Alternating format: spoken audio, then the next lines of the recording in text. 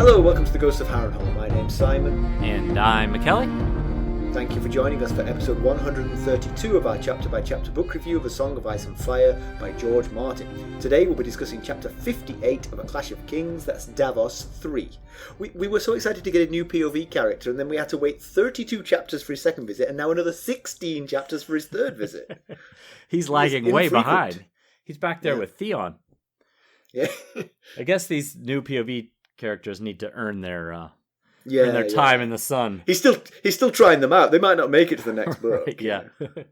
I feel like I jumped in on your my name's Simon. I feel like you barely got the N of Simon out before I was like, and I'm Mackelly. Oh, I didn't notice that. In fact, now that I've been doing more editing, I actually feel like you leave too long of a gap between that. So I'm glad you did. Okay. I'm glad you did. Jumped right in there. Anyway, so we're going to chat about the chapter. We're going to try not to spoil any future plot points for you. And hopefully we're going to provide you some entertainment along the way. We'll summarise what happened, discuss our thoughts on it, provide some useful background, compare it to the television show, indulge in a little pedantry, and cover some relevant news and listener correspondence. Be sure to check out the show notes. They'll provide you some additional information about the characters, other things of note in this chapter. Well, how are you, Mackelly? I'm doing all right. Been running around this evening. Just got down here in time to record. Ethan flies out tomorrow morning for a job interview in Atlanta, and he's never flown solo before, so a lot of he's going on this job interview. He's got all his clothes and stuff, and I was like, so do you have like, hard copies of your resume in case you need to hand them to someone? And he's like, no. Well, you got to have stuff to like take notes with, like a notepad and paper. No. Okay, well, you got a folder to put stuff in? No. So we were running around getting him checked in. He didn't know that he had to check in online on his for his flight and all that jazz. So a lot of running around. But his flight leaves at 6 a.m. tomorrow. Oh, that's brutal. It is. I've flown out at 6 a.m. and it's brutal. Yeah, so I've been toying with the idea of, we don't live that far from the airport, so I've been toying with the idea of getting up before the sun and driving him. Oh, that's a long time before the sun. It sure is. It's basically middle of the night. Yeah, you'll be back in bed before the sun comes up. The ticket says that boarding starts at 5:20 a.m. So when I saw that, I was like, he'll be 22 soon. He can drive himself. He'll figure it out. Is he flying back tomorrow? Is it one day? Yeah. He flies. Gets good. in at like 7:30 a.m. and flies back out in the afternoon or evening or so. Remember Carson did that flight a few years ago, and she took my car to the airport for some reason. And in Atlanta, she lost my car keys. And when she got in at 2 a.m., she called me and I had to drive to the airport and go get her. Oh. That's love right there. How are you doing? How are you? I'm all right. I've been playing a bit of chess recently, and I played against a guy the other night. I play on Lichess, so any listeners play on lichess.org. Look out for me. My name is Shepherd Rook. I'm not very good. You've had requests from at least one listener to play chess. Caspers wants to play, doesn't he? Yeah. I haven't played him. I should, but I crushed this guy, and he said there's a chat window, and he said, so you have what's called an ELO rating, which goes up if you win. And it goes up by more if you beat someone with a higher ELO rating. Goes down if you lose. Goes down by more if you lose to someone with a lower ELO rating. Yeah, you get the idea. I get it. And my ELO rating is, I don't want to have it recorded for posterity because it's embarrassingly low. But the guy said, your ELO rating belies how good you are at chess. You're easily 1600. And I said, and yet, here I am. Because I am so bipolar. I either play great or I play terrible. I mean, just terrible chess. The guy challenged me to another game, and he promptly crushed me. I'm like, see, really? This is what happens. I am just not very good at. So I'm just not consistent enough. Your rating went up and then right back down. Yes, and by winning and then losing, that causes more damage than losing then winning. Really? Well, think about it, because if you lose first, you've lowered your rating. Uh-huh. So when you win, it was more of a surprise, so your rating goes up by more. Oh, if you win first, right. you're now way ahead of this guy, and then when he beats you, it really damages you. So. Oh, that's rough. Well, I bet you can rough. beat him in Pandemic. I've seen you beat the Pandemic game in like 10 minutes or less. Thank you. That was kind of you.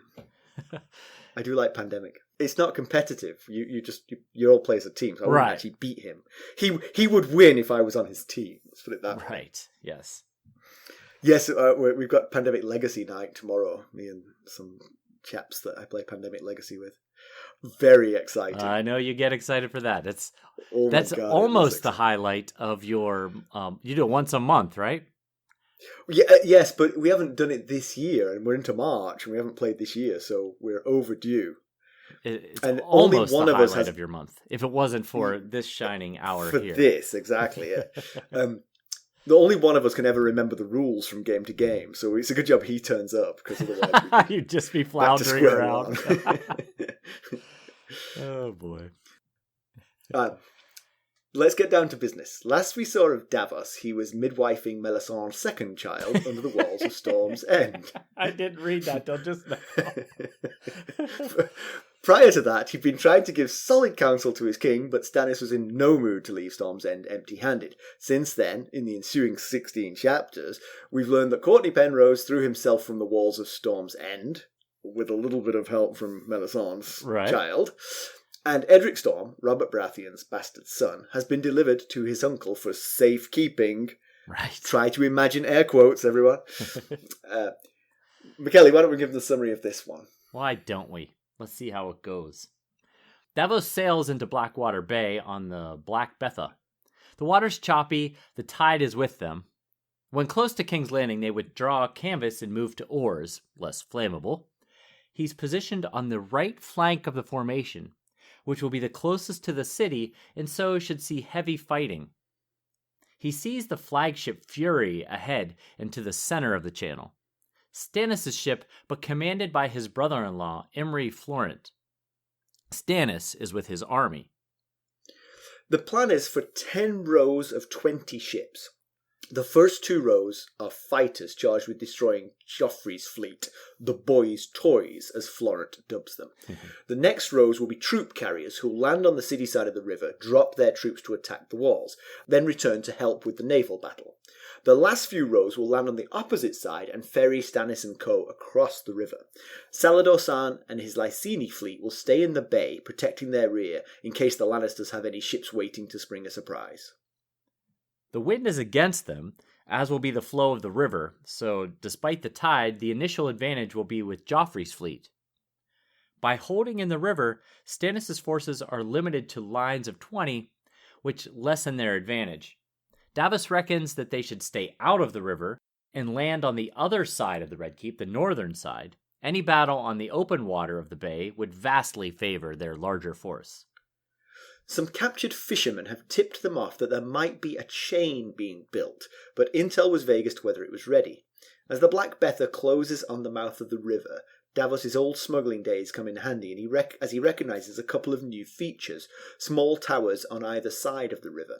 On the city side, it's on the stony ground below the walls of the Red Keep. On the far bank, it's built out into the water, presumably to make it a pain to attack by foot. These are clearly the chain towers, but he's not sure if they're primed. As he passes between the towers, Davos sees the glint of metal below the surface. The chain is in position, but it's not raised against them. No time to raise any alarms, nor anything that can be done. He's further disquieted by the sight of Joffrey's fleet backing up in the river, drawing Stannis' fleet onward further into the river. He notes the familiar shapes of the royal fleet. However, several notable ships of the fleet are missing. He's puzzled by that. Pitch begins to fly from the city, causing fires on multiple ships. The Black Betha moves on towards the fighting. He sees Stannis' new standard everywhere. He thinks that it's a mistake too. The traditional Baratheon crowned stag would be welcomed by the people. This Lord of Light thing, less so. At least Melisande was sent back to Dragonstone with Edric Storm. The lords had prevailed on Stannis to send her away, so that the victory would be attributed to him and him alone, not to her sorcery. The ships begin to offload their footmen, but the Hound and his mounted forces sweep along the riverbank and drive them back into the river. Davos notes that the wooden docks have been burned and the stone ones have been blocked by sunken ships. There will be no easy landing here. Now the first row engages with the opposing fleet, ramming, grappling hooks, boarding parties, the whole shebang. The giant trebuchets inside the city walls rain down huge rocks on them. Black Betha rams the lady's shame and sinks her. Davos spots green flame, wildfire. Expected, but with the alchemist's skills much diminished, Sir Imry believes that it will run out before it can do much damage.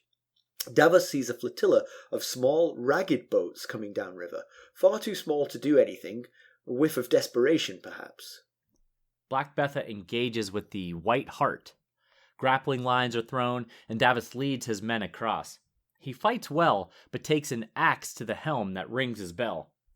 Davos surveys and sees more success for his side. He also notes that the ferries are being loaded up on the south bank with horses and men. The Swordfish, which is part of Team Stannis, has a poor captain and his ship is on fire, and still has raised canvases. He spots a Lannister target dead ahead and calls for ramming speed. Davos sees green ooze between the boards of the rotting Lannister vessel and cries out for the Swordfish to stop. It doesn't. There is a short, sharp woof, and Davos is in the water. When he rights himself, he sees a 50-foot-high green demon with a dozen hands, in each a whip. Wherever the whip touched, fire followed. Another wildfire carrier blows up, and more of the fleet are engulfed. The river's currents draw Davos out to the bay, which he's okay with. He's a strong swimmer and he can head for shore or the Lysene vessels. But now he sees that the chain has been raised. Already a dozen vessels had snagged on the chain. More followed. A dam was forming of orange and green fire, and Davos is drawn inexorably towards it. Uh-oh. Yes. That was a long summary, but like we were talking about before we started recording, this chapter is primarily just description. There's no real conversations or not much in the way of dialogue. Yeah. So let's just remind you first of the layout of King's Landing. Think of King's Landing as a square, but on its point, or a diamond, as some might say. The eastern corner is where the Red Keep is. It's the one that juts out furthest into the water. So it marks the end of the Blackwater Rush River. So it basically, if you go due east, they call the river's banks the north and south bank of the river, but actually from that point, the chain actually runs due east, I would think. Would you agree?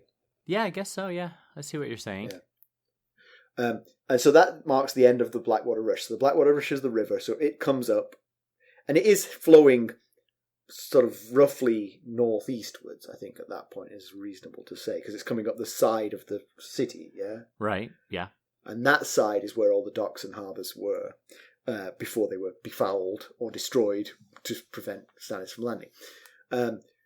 On the other side of the keep is the bay, which is open ocean, and that's where Joffrey's fleet didn't want to fight because they would be significantly outmanned. Right. So that's the sort of basic layout of this. Yep, good job with that. I will say, actually, so this has not gone well. Ultimately, this doesn't go well for Stannis' fleet. In fact, I think Stannis' fleet has been pretty much decimated by this, it seems. They're in big trouble. Feels like, yeah, the only ships that are going to be unscathed are the Lysene ones, which are out in the bay. Pretty much everything else is either destroyed or in serious danger of getting destroyed. Yes. And I would say that this is a pretty bad tactical maneuver, strategic plan by Imry Florent. He's going to be remembered as a bit of a failure, I think. But I'll just say in passing that I've been reading some military histories recently, and I will say there's a very fine line, and often that fine line is simply a matter of luck between those who are remembered as military geniuses and those as complete failures. I could see that. If Imry Florent, I mean, basically, what would make Imry Florent not do this plan? It would be sort of like the hunches and worries of his lieutenants, right? Yeah, there was a few cues, like when the Lannister fleet started to backpedal, when they started to come back into the river, that might cause you to pause at the mouth of the river and think, why are they going inward? What are they trying to draw me to?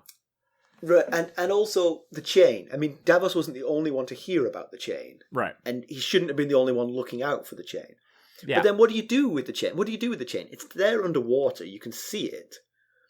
If your plan was to send all the boats down the river anyway, then the chain being across the river and not blocking your path doesn't seem to make any difference. If it comes up when you're halfway across, then, okay, some of your boats are stuck in the bay. Right. It is tricky, but it just feels like Imry Florent is both a little bit naive with his leadership here, but also a little bit unlucky. Yes, I think you're absolutely right.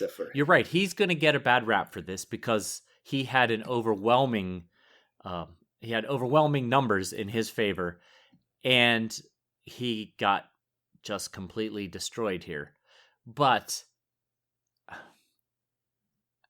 I think Tyrion put together a really smart plan as well that probably would have gotten a lot of captains tripped up.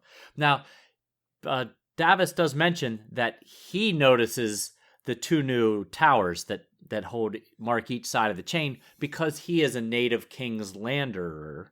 That's true. Yes, that's true. The only reason he's looking in the water for the chain at that point is because he saw the two towers. Yes. So he said that those towers would be lost on Sir Imry Florent because he's not native to this area. He wouldn't know that those are not supposed to be there. So he might have heard about the chain, didn't see any chain, didn't notice that those towers are not true. Good new. Point. But I will say, I mean, so if Imry had listened to everything Davos said, he might have been more cautious.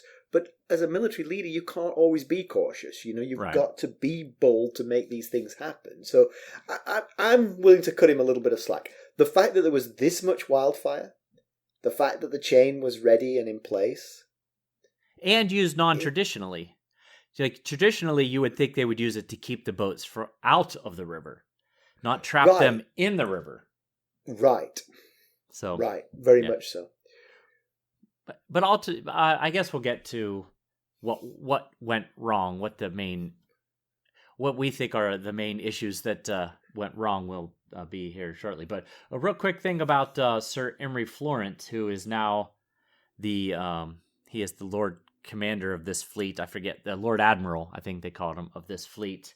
He's commanding from the Fury, which was Stannis's ship up to this point. Now, it's unknown if he has any previous naval command experience. I could not find anything that said that he did. So it seems possible that he was simply chosen out of nepotism. But Brightwater Keep, which is the seat of House Florent, it's kind of near the coast. It sits between the Mander, it sits south of the Mander and north of the headwaters of the Honeywine River. So, you know, maybe there's some naval experience thrown in there somewhere. But it would be river rather than sea. Right. It's kind of near the west coast. It's in the Reach, so it's kind of near the west coast of kind of near the west coast. Right. It's not like there's a freeway. Right. It's there. They're certainly not the red wines. You know, they're not known Navy people. So. Yeah, but you think, I mean, he must have had some, either some experience of his own, or he's talking to people who know how to arrange a naval force. I think it was foolish to do it the way they did, you know, to put all their eggs in one basket. Yes. The thing is, put all your eggs in one basket if you can lure Joffrey's fleet into a fair fight. But if you can't, then spread your forces. Send some into the river, some to the north of the city. I think that would probably be... Well, hindsight's always 20/20. Yeah, and Davos says as much. Davos said, if I had to do it, If I was the admiral, I probably would not send all my ships into the river. And then he thinks that he looks at him like, what is it? Who's this lowborn craven, one who bought knighthood with an onion? And we hear his inner thoughts that are very similar to this. This was not said out loud. This is what Davos perceived Sir Imry's look to convey. So I just wonder how many slights like this that Davos feels he's getting are real versus how many are the imagination of a man who's been raised above his station and feels inadequate about his ability to be taken seriously by others at that same level. I'm going to side with Davos here. I got to imagine that if he's hanging around with lords and he smells of onions, that they're always going to look haughty at him. Yeah, very possibly. Back in Davos 1, he calls Allard, who is his son, a smuggler's son, and Allard reminds him that, no, I'm a knight's son. If you won't remember that, why should anybody else? Right. So there could be some self-esteem issues going on here as well. And of course, I mean, he really is low-born, and what earned him, he has Stannis' ear and has earned Stannis' trust. Right. He hasn't earned anyone else's trust. They just know he's low-born and got his knighthood by smuggling. It's not exactly the most noble way to achieve it. Right. Yeah. But Davos gives Sir Imry some credit. He says there is reason for Sir Imry's haste, and he mentions that the winds have not been kindly to them on this trip. They lost 2 ships to the rocks of Shipbreakers Bay, just trying to get out of Storm's End. And then, as they were coming into the gullet, which is the kind of narrowing part of Westeros. The entrance to the bay, basically. Yes, the entrance to the bay, exactly. A storm rose and scattered them, as he puts it, halfway across the narrow sea, which is funny because it's nearly exactly what Dantos had prayed for when he was talking to Sansa in the last conversation they had in the Godswood. He said, perhaps the good gods will send a storm to sweep them from the sea. Huh. So maybe the 7 were listening to our drunken... Or he was praying to Relor, perhaps. Maybe. I was thinking about that, though, when I was thinking about the fact that he had prayed for this thing. It's a little bit odd. Is it, I guess, is the question, a little bit odd that he's rooting for Joffrey? Well, I think he's rooting for not being killed. Yes, that's true. That's what he's rooting for. I think Sansa is afraid of Stannis winning, but she obviously wants Stannis to win. But there's reason to be fearful of his success. Of course, like we talked about last chapter. The devil you know versus the devil you don't know. Yes. Except for in this case, it's actually the devil. Yes.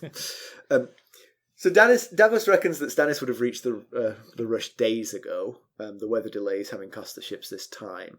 Dantos had told Sansa that Stannis was still on the march, but the vanguard had arrived at the river led by Gaiard Morrigan.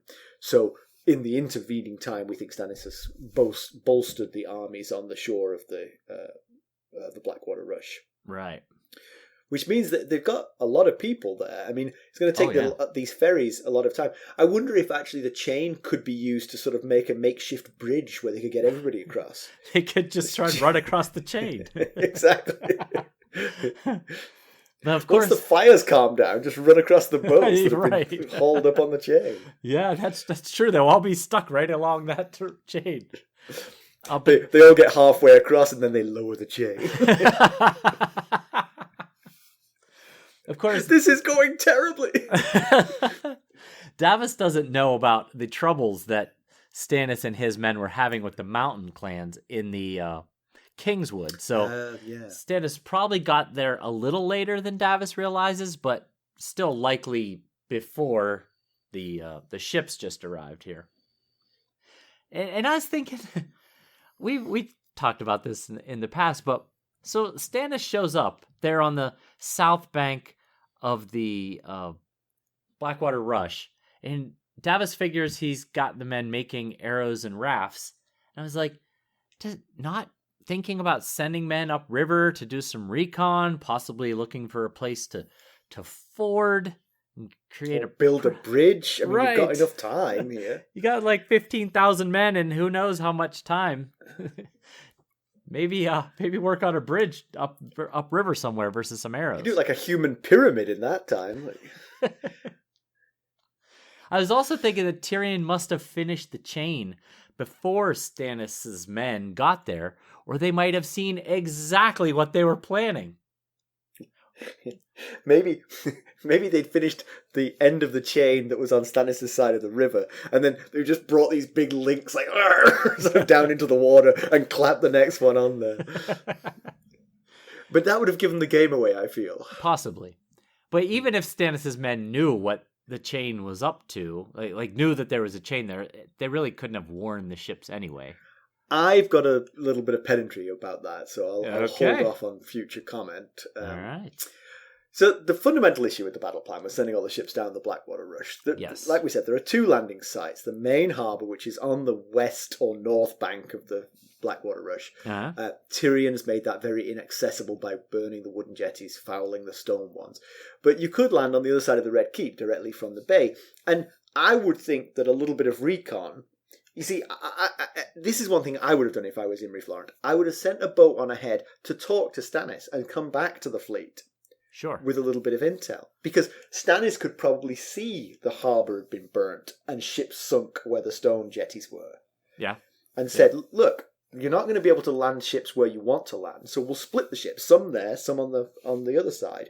Where it's a beach on the other side, so I mean it's not perfect for landing big ships either, but it can be done. Right. You know who would be perfect for that job of sending a ship to recon to convene with Stannis would be maybe a Davos former smuggler. Slip in the night to meet with Stannis and slip back out again. Yeah. Yes, I completely agree. The fundamental issue is an overcommitment into the river. I don't know that they needed to sink, almost literally sink. I don't know that they needed to put 200 ships, I guess I should say, into that river where whatever fate befalls one in such close quarters is going to befall all of them. I'm not the kind of salty dog who's going to haul you up for calling a ship a boat. Just FYI. Okay. But Davos agrees. He says we are well, he doesn't say it out loud, but he thinks we are fools for meeting them on the Blackwater. I mean, he said exactly what I just did. We're jammed in too close between the banks of the river here. Yeah, absolutely. The Lannister ships are back into they're in the mouth of the river and they're backing water to draw the Baratheon ships deeper into the river. So they're letting the Lannisters dictate where the battle takes place. That's always something you don't want to do. And you have to figure those trebuchets were set to fire in a particular area of the river. They're so huge, you can't imagine that they could turn all that easily. Big changes, yeah. And that's the kind of thing where intel from the ground troops could have come in handy to say, we've noticed they've been practice firing 3 giant trebuchets into the river. We've not seen anything on the harbour side. Right. Maybe that's the safer place to land, Yeah, right. Yeah. Sorry, I said harbour side, but I meant the bay side. Bay side, right. I knew what you meant. Yeah, so that's what I mean by if Sir Imry Florent hadn't been what seems to be seriously overconfident about their ability to crush this much smaller fleet, he might have picked up on some things like, why are these ships backing up when we're coming toward them? Should I make an adjustment here? And what are those huge trebuchets that I see sticking over the tower walls? Right. Maybe I should make some adjustments for that as well. Yeah. I also think that the other part of this is the goal of this battle, because obviously there are several goals here, one of which is to destroy the Lannister fleet so that you have control of the water. But the other one is to get Stannis' forces across the river so that they can besiege the city.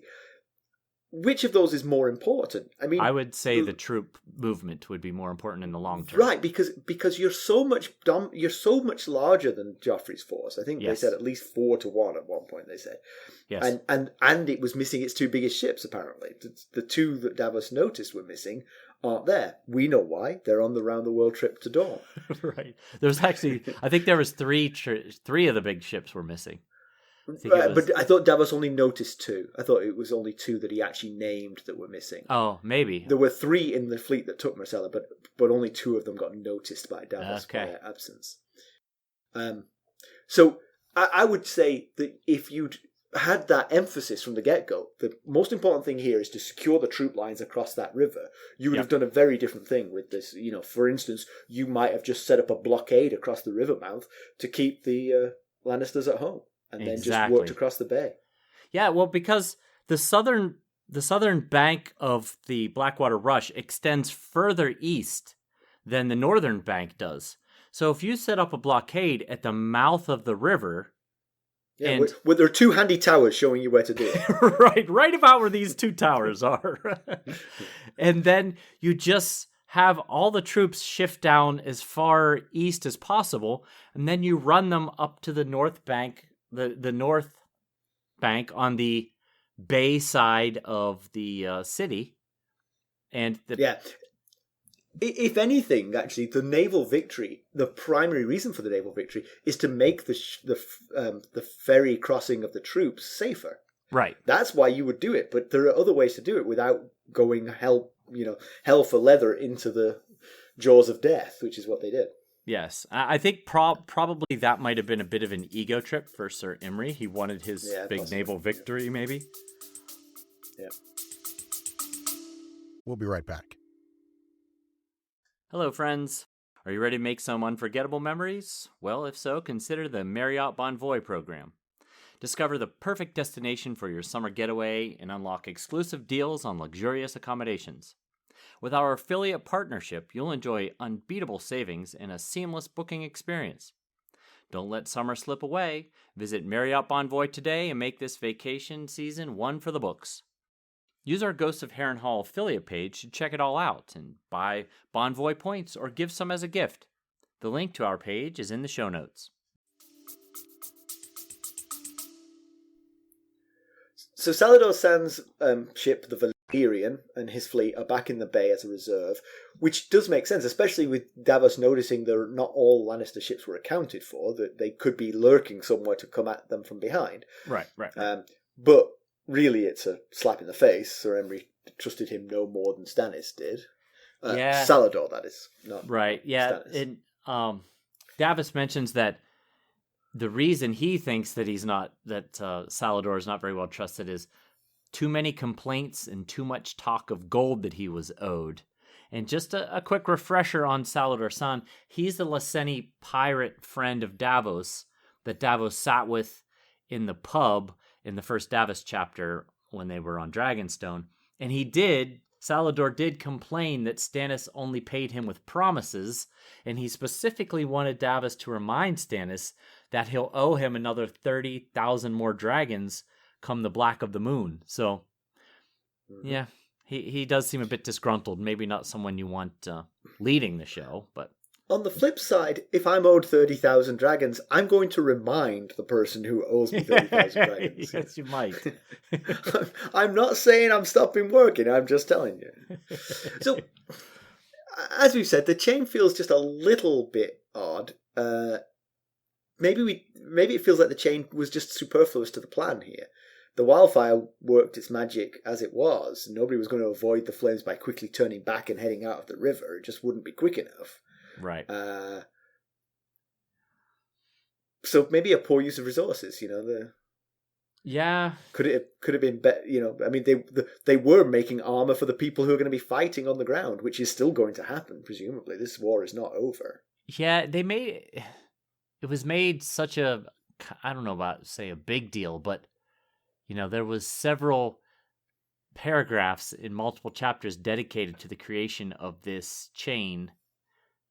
But you're right. I mean, probably without it, it would not have been much less of a crushing defeat. Right. The wildfire like, saw to that. It feels like the chain is going to kill Davos. That's pretty much all it's going to do, because it's catching all of the burning wreckage in his path. This was all a revenge plot against Davos. Yeah, but like we were saying, Davos is a King's Landing native, been a smuggler for 40 years. This is his home turf. On the subject of poor use of resources. Right, yes. He knew the waterfront, as he says, better than the back of his hand. He spotted those 2 towers immediately.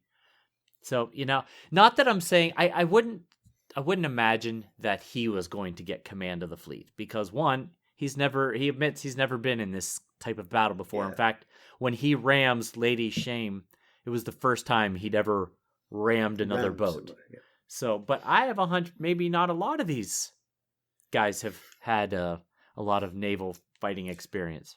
Right. The only real chance in the last 18 years has been the assault on Pike, presumably. Right. Yes. And presumably some of them are veterans of that, but yes, probably not that many. And that naval battle was led by Stannis, who is sitting on the land over there. Right. So I will say the whole thing. I've been reading Malcolm Gladwell books recently, and one of his books is called David and Goliath. And this battle is a very typical David versus Goliath miscalculation. Stannis' side has the distinct advantage in terms of numbers, the number of military leaders at their disposal, their naval power, and so on. It's not a slam dunk in this case. It's not like truly Goliath versus David, because for all their disadvantage, Team Lannister does have those city walls, and that's a big help, Yes. But they've won something here without those city walls. Those city walls didn't really come into this. This was all by ingenuity. Imry Florent embodies the typical "we have the upper hand already" military thinking, which closes off the creativity. Uh-huh. The underdog, Tyrion, never stopped wheeling and dealing and trying to think of ways to get out of the mess they were heading towards. Right. And by doing that, he built advantages for the smaller force, Yeah.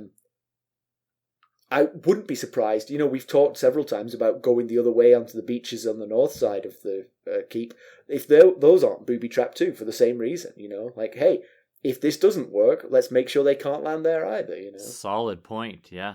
Yeah, Davos thinks, at first he once they're halfway through the mouth of the river and the chain's still not up, he thinks, wait, are they going to split our force in half? What will be the point of that?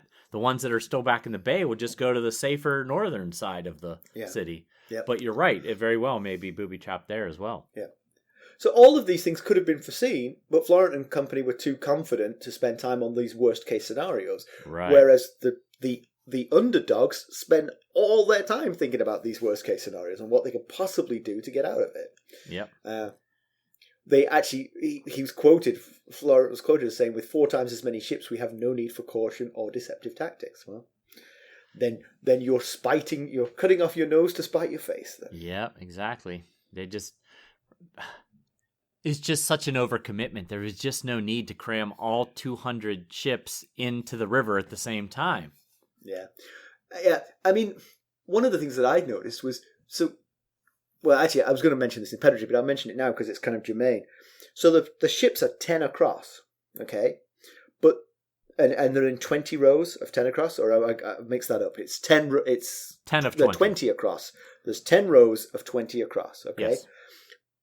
The first 2 rows are just fighting ships. They're there to fight and clear the Joffrey's force. The next 6 rows are troop carriers to drop people on the city side, and then the last few rows are empty, going to take Stannis' forces across. That's stupid. That doesn't make any sense, because now you've got ships on Stannis' side that are already full of troops, and you've got ships on the city side that are completely empty. It made no sense. It should have been split down the middle. The ones on the port side should have been empty. The ones on the starboard side should have been full. Yes, that's a very solid point. Unless Davos misspoke, and that's what he meant, that makes... You're right. There would be... The 20th ship on the port side would still be a troop carrier. Right. Unless they're planning to put planks and they just run across all 19 ships. Seems unlikely, but I guess. Yeah. George Martin has a lot of fun with naming the ships. I would think that of this chapter, at least 10% of it is him just giving a roll call of ship names. Yes, and a lot it of really that. reminded me of there's a comedy sketch from a show called The Day Today in England where he's listing off horse names and they're just funny horse names. There's one called Immaculate Pasta, one called Novelty Bubble.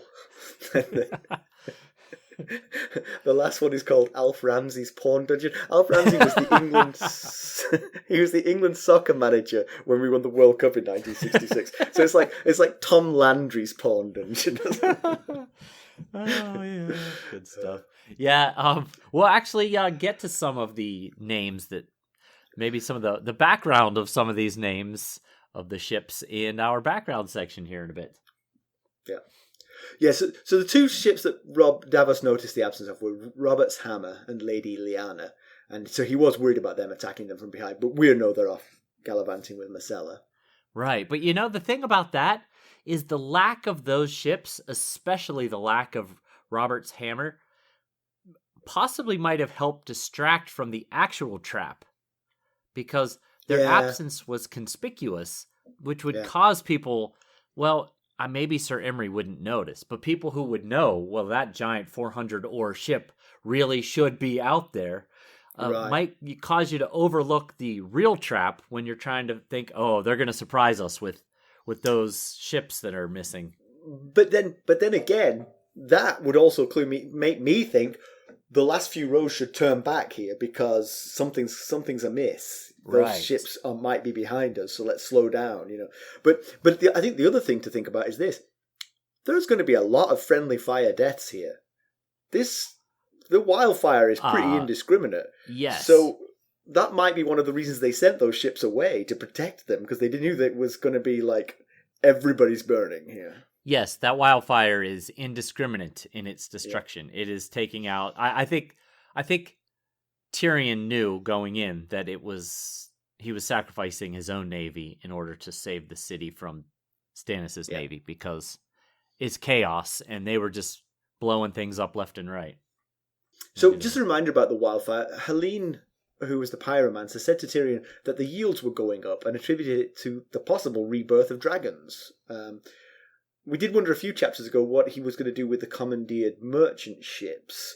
So I think some of them got scuttled to foul the ports, but then some of them were used to carry the wildfire in amongst the things. But I will say, actually, just in passing, I imagined these were just sort of pushed out into the channel, but it sounded like they were actually sailed or rowed out into the channel.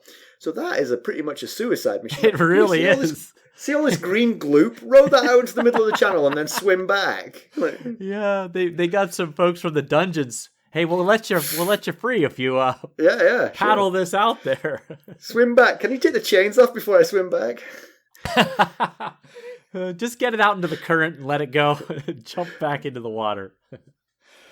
But so Davos he's looking around and he sees all of the fiery heart sigils of the Lord of Light, and he thinks that we should be flying the crowned stag sigil because that was King Robert's sigil, and the city would rejoice to see it.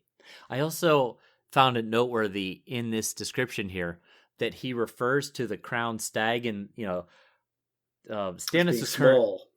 What's that? As being small. Well, he says it's imprisoned inside. Oh yeah, that's right. The heart, the flaming heart. I noted the use of the word imprisoned in the flaming heart. But he's right. I mean, we've mentioned in the past, fly whatever flag you want after you take the city. Yeah. But do the smart thing here and fly the one that gives you the best chance of winning right now, which would certainly not be flying this new god's flaming heart sigil. We'll be right back. This episode is sponsored by Audible. To get a free audiobook, or 2 if you're an Amazon Prime member, go to our exclusive URL, audibletrial.com/ghostsharrenhal. You can find the link in our show notes. Yeah, but I mean, the counter argument, it's not hugely, it's not very convincing. But the counter argument is, if you win the city flying that flag, then it maybe gives you some authority to impose that religion. If you don't fly that flag on the way in, then it might be harder for people to accept the religion. Yeah.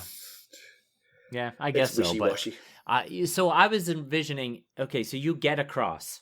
You get your people across, and you've now sieged King's Landing, and you're flying the Crown Stag Sigil. It's only a matter of time before the small folk revolt and throw open a gate or two if they're really tired of what's going on inside the city. Yeah. And of course, then that would end the siege, and then Stannis would be right there to lead into the city, and he could better control the men as far as rape and pillage goes. And if the small folk threw open the gates, that might create more of a bond between them and the Baratheon soldiers, and again, there would be less worry of rape and pillage. But do you think the sigil makes much of a difference, really? I mean, because Joffrey's flying the Baratheon sigil alongside the Lion of Lannister, right. So that sigil will be on both sides of the battle. I think that the general disgruntlement with their treatment and privations would throw open those gates. Yes, you're right. I guess it might just cause them to hesitate if they're unsure about what this new sigil means. Yeah. We burn lots of children sacrifices. And like, well, hang on. Now I'm thinking about it. Joffrey doesn't seem so bad. Joffrey's not so bad after all. Mm-hmm. But again, Melisandre's been sent packing back to Dragonstone. So, if you're ever going to abandon that sigil, now would be the time to do it, because she's not even here to see it. Has she gone? So yeah, we talked about her last week that it might be a ploy to use the Shadow Demon to get rid of Joffrey, but his advisors leaned on him to do it off his own merit. Not having her there at all, though. I mean, if you storm the gates and you kick the gates down, no one's going to think it was a sorceress. Right. Yes. If you use a Shadow Demon, sure, people are going to think it's a sorceress. But if you just win by fighting, no one's going to think it's the sorceress. So having her there handy, just in case something goes wrong. As a backup plan. Right. Not a bad backup plan there. Okay, now we need your Shadow Demon. Go do what it does. But so Davos said, well, he was thinking about when that discussion was happening, when Stannis' lords were encouraging him to do this without Melisandre, which of course is a convenient story point because it makes this battle necessary. With her being there, there's always that, well, if this doesn't work, we'll do it the other way. So it's kind of important. You could go back to Dragonstone and get her. Yes. I've changed my mind. You were right. So Davos is thinking back about that discussion, and he thought he was happy to see the back of her.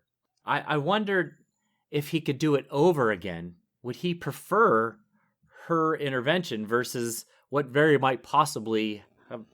what actually happened is possibly the death of his sons and himself here? At least 2 of his sons were with him. Was there a third? There were 4 of his sons were with him. 4 of his sons were here. Wow. Yes.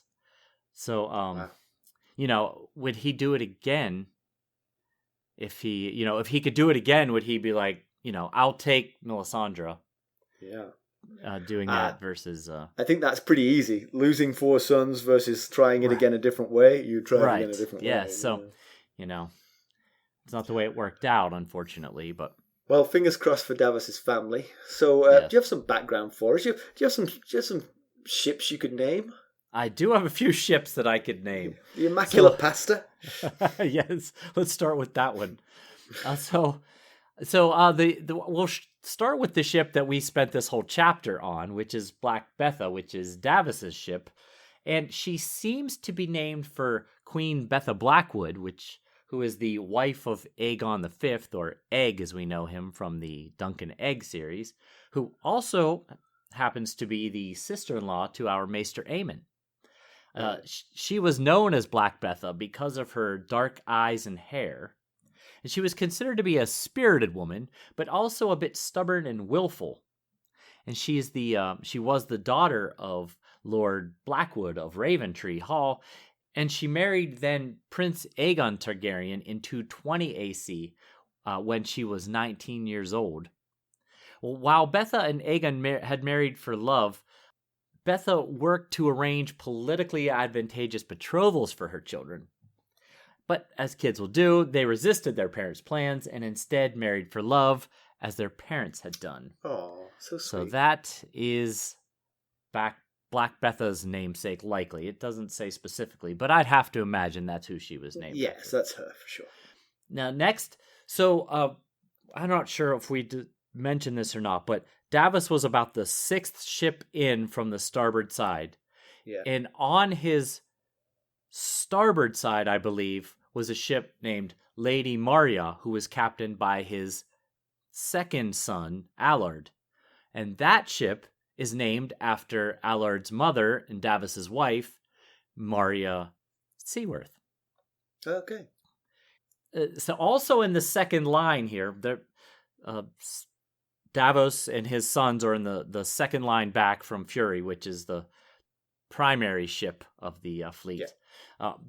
The very furthest starboard ships in the second line are Piety, Prayer, and Devotion. And Davos thinks they're going to need every bit of that faith in order for them to survive the damage that's coming their way. And right, because they're nearest to the city, right? Yes. So they're getting hit by hit by everything. They were the ones that landed, and that the Hound and his men boarded and were slaughtering people.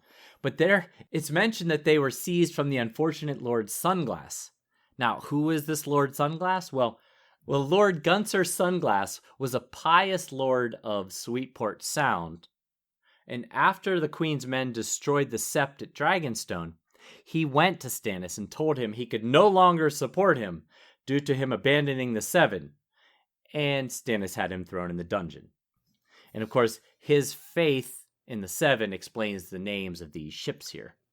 Yeah. Then we have the Fury, which we've already mentioned, I think, was Stannis's ship. It's the one he used to command the assault on Dragonstone 16 years ago when Viserys and Daenerys escaped. It is also likely that he defeated the Iron Fleet in the Greyjoy Rebellion using Fury here as well. Yes, why not? Then we get a couple of the ships were named basically after their house sigils. Like we've got Swordfish, which I don't think was specifically mentioned that it was, but the Swordfish is the sigil of House Bar Aemon, which is a Stannis bannerman. So seems likely she belonged to their fleet. And she was ironically slow considering her name. Because I looked it up. Swordfish can reach speeds of over 60 miles per hour, which is 97 kilometers per hour, making it one of the fastest fish on Earth. Look at you doing the conversion for the listeners. Well, when I looked it up, it already had it in there for me. So I'm assuming that's correct. It's funny because the whole time he keeps looking over at this Swordfish, who is also in their second line here, and it's lagging behind constantly because it has this gigantic ram out front that's in the shape of a swordfish, and it's too heavy. Yeah. But the swordfish is the one who actually triggers the fire because it's on fire when it rams the wildfire boat. Yeah, right. Ship. And up everything goes there. And then finally, another one that's named after its house sigil is Redclaw, which is owned by Adrian Celtigar, Lord of Crab Isle. And the Celtigar sigil is a bunch of red crabs. So, comparison with the television show, the Battle for King's Landing was given an entire episode of the television show. The naval battle was a major part, but far from all. They didn't bother with the chain, which honestly seems fairly superfluous when you have the big boy of wildfire. That'll take care of things anyway. The wildfire blast was well captured and certainly killed Devon, son of Davos. You actually see him killed. The show gave this a bit more specificity by having the wildfire delivered in one big ship and Bronn firing a flaming arrow into it to blow the whole thing up. But I actually think the book is more convincing in having the little boats of wildfire. I think that's a better distribution of wildfire. It makes more sense. Yeah. Good stuff. So, pedantry. So, I've been holding off on this one, but why haven't Stannis' ground forces, who've been waiting here for ages, I mean, chapters and chapters they've been sitting around, destroyed that chain tower? Why haven't they destroyed that chain tower? It's sitting there on their side of the river. Right. And it's defended. That's the thing. If it was undefended, you might not notice it. You might be just like, oh, wonder what that is, and not think of it. But it's actually, there are people in there, right, who shoot arrows at you when you come close to it. Therefore, it's a military target. Therefore, attack it. And Stannis was the master of ships in King's Landing just about a year ago when he left, and those towers would not have been there. Good point. Good point. He should know that those are new. But now I get it. It would be tough to destroy because it's out in the water and they'd have to figure out how to get out to it. But they've had enough time. Maybe they could come up with some sort of ramming mechanism. Or anything. I mean, just have swimming contests out to the thing, you know? I mean, I wonder if it's doorless. I wonder if they're bricked in, these defenders. I think it mentions, Davos mentions seeing a door. Okay, so they are. I thought maybe that was on the other side, but yeah. Well, yeah, he mentioned seeing a door. I don't know if they both have doors. Yeah, that's a good point. It just seems strange to me because I mean that clearly was something you could have affected in the time you were there, and it might have helped. And sure enough, in this case, it would have helped. You know, they were busy fletching arrows. They had jobs to do. Yeah. And then the other one I had was about that I've already mentioned it. Have the starboard boats be the troop carriers and the port boats be the empty ferries. Yes, that makes a lot of sense. I don't know if that's what Davos meant to say, but it's not how it came across. Not how it came across. News and notes. News and notes. I had a thing here about Elden Ring, but I forgot to put the information in, as you can see. I see that. But I actually know what it is, right? Elden Ring is a video game that's... yes. Landed with landed like a boat full of wildfire. It released last week, and it is the long-awaited game that George Martin played a large part in the writing of the story of. And just this evening, I asked Ethan if he owned it. He said yes. I asked him if he's enjoyed it. He said no. I've been too busy with schoolwork. So good answer, Ethan Robert. Yes, 2 for 2 on that. Yes. But he did say it's likely to win Game of the Year, that his friends have been enjoying it. So there you go. And we have a review from Sweetie Hedge, Apple Podcasts. I thought you should read this because it's from Apple Podcasts Great Britain. So I see. Okay. Great show, great patter, great books. Really enjoying this show. Simon and Mackelly are such good hosts. Dry wit, funny stories about themselves. Anus.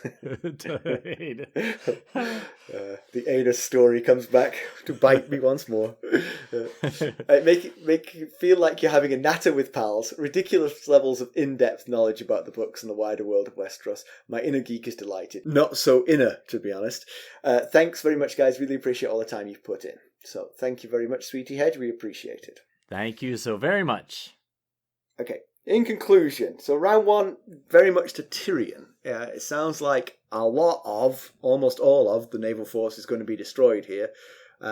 Quite a few dropped their payload of ground troops on the King's Landing side of the river, it seemed, although some were forced back into the river. They might be rather vulnerable to trouble from above now, or from sorties by the Hound and Balon Swan, because they're not going to get much more support. Right. As the first row of troops, you're in danger, but as more troops come behind you, you're in less and less danger. But when those troops dry up, because they're all dead, or there's no way to get them across the river because all your boats are burning. Yeah. Yes. Yeah, it could be. Yeah, I mean, Davos stops kind of paying attention when he starts drowning, so that's understandable. So we don't know exactly how the ship numbers are going to turn out, but it doesn't look good. That's for sure. For sure. But like we were saying, you can understand Sir Imry's desire to rush being late to the game. You don't want to anger your king any longer if he's sitting there wondering what in the world happened to Sir Imry and my fleet. Yeah, but his battle strategy, coupled with allowing the Lannisters to time to plan and to dictate where this fight would happen, has just played into their hands throughout and left him high and dry. Yes. Which, you could probably blame on some level of hubris there. Yeah, for sure. That he thought there's no way we can lose this, so we'll just let them lead us wherever they want to lead us, and we'll crush them wherever. But I still think that this goes all the way to the top, because I think Stannis should have said from the get-go, hey, I'm going to go with the army. The reason you're going to bring that fleet in there, and job one is to get us across, Right. Clear instructions. Yeah. That's what you need. Clear instructions. Yeah. So Davos seems to have lost his sons. It doesn't look like many people are going to survive, and he himself might be about to get cooked, so it might be 3 and out for Davos. Yeah, maybe. So, about his sons, Mathos was on board the Black Betha with him. Yes. And the ship basically was pretty much exploded when Swordfish rammed into the wildfire boat. Yeah. So that doesn't bode well for Mathos. Now, Davos survived. It's possible Mathos could have also survived. Right. However, back in the first Davos chapter, we learned that his other son, Merrick, is an oarmaster on the Fury. And the last Davos saw of the Fury, she was engulfed by wildfire. So that really doesn't bode well for him. No. And then his oldest son, Dale, and his second oldest son, Allard, as I mentioned, are both ship captains of the Wraith and Lady Maria, respectively. No word on their state. But with the river blocked by the boom and the wildfire burning everywhere, it doesn't bode very well for them either. So he doesn't... It's all TV show that he has a son who's Stannis' page? He does, Devon. Devon is Stannis' squire, so hopefully he's still okay on land on the south bank with Stannis. And then he actually has 2 younger sons, Stefan and Stannis, I think their names are. They're still at home, so they should be safe, I guess. The battle isn't over yet, but they may live to regret not having Melisande with them. But then again, why did she not see this coming in the flames? Maybe the flames just showed lots of flames, and she was like, I don't know. It's just like, I don't know. I'm only seeing fire today. It's not working. The flames are a bit green, but that's all I got. But you're right. It's definitely not over. Like I said, Davos was our point of view, and he had new problems that he had to overcome. So we don't know exactly what the situation looks like, but it's in dire straits. But, I was also thinking about another disadvantage of Stannis driving his infantry to the south bank and then just stalling out here. Because if Littlefinger is successful in rousing the Tyrell cause and they ever do engage, Stannis' men have nowhere to retreat. Their backs are to the water here. So that could be problematic if that were to happen. Of course, we've heard nothing from Littlefinger or the Tyrells, but he's put him in and he knows that Loras left quite upset. Stannis has plenty of men that were in his camp and now are in Stannis' camp, so they have to know. Yeah. He has to know that. Yeah, he has to know that if he sees Loras Tyrell riding over the horizon, it is not to help Stannis Baratheon. No, it's not. Right. Anyway, that's all I got. Okay. Well, there's 3 ways that you could help us out. You can first go out and leave us a review. There's no better advertising, as Sweetie Hedge did.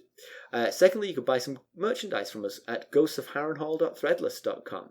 Or you can buy us a cup of Arbor Gold at buymeacoffee.com/ghostsharrenhal. Big thanks to those who've already become sustainers. We greatly appreciate it. We do. We had several new sustainers this week alone. So thank you to all of you, and thank you to all our sustainers, regardless of when you've signed up. As always, you can reach us at ghost.harrenhal@gmail.com, and you can follow us on Twitter at ghostharrenhal. You can follow us on Facebook, Instagram, YouTube, and Discord. Discord's where it's happening. It really is. I like the people on Discord. They're so nice. Well, thank you for listening. Thanks. Bye. Bye.